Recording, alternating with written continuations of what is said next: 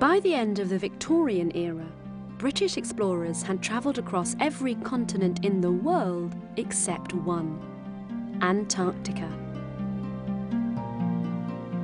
The first major expedition to the Antarctic was on the RRS Discovery in 1901, and it was led by an English explorer called Robert Falcon Scott. Scott was an ambitious young naval officer. In 1899, he heard about an expedition to the Antarctic and quickly offered to go. He stopped working as a naval officer and became captain of the Discovery. The RRS Discovery was built in the Scottish city of Dundee, a city famous for its shipbuilding heritage. After a lifetime of service, the ship is now a popular tourist attraction in its hometown. It was powered by both steam and sails, and was designed to sail through the icy waters of the Antarctic.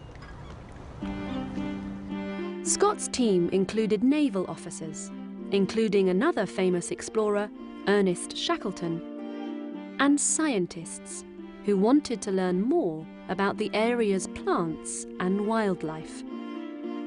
On the 6th of August 1901, the Discovery left the UK.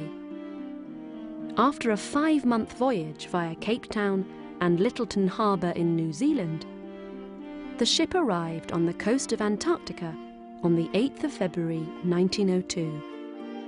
The crew immediately set up camp, building a large hut which is still there today. This is where they stored their supplies while they lived on the ship. The crew continued to live on board as the Antarctic ice froze around the ship. Scott expected this to happen, but it meant that nobody could leave, and they ended up staying a lot longer than predicted. If the ship hadn't been designed for Antarctic exploration, it probably would have broken. But fortunately, it didn't. However, the crew had to wait for the ice to melt. They stayed on board for months, carrying out research, and when they were bored, playing games. Eventually, Scott suggested they leave the ship and venture south. He wanted to try to reach the South Pole on foot. 2 others, Edward Wilson and Ernest Shackleton, agreed to join him. They trekked through storms and blizzards, but they didn't reach their destination. This may have been a good thing. If they had reached the South Pole, they might not have had enough supplies to get back. But they survived, and when they returned to camp, 2 relief ships had arrived, and eventually the crew managed to free the Discovery using dynamite.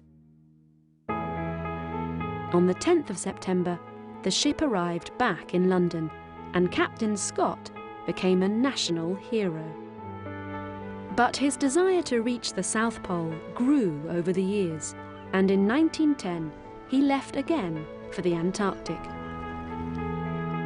Sadly, his mission ended in failure. He was beaten to the pole by the Norwegian explorer Roald Amundsen, and Scott and his men tragically died on the return journey. However, if he hadn't returned to the South Pole, he wouldn't have become Scott of the Antarctic, one of the most famous British heroes of the 20th century.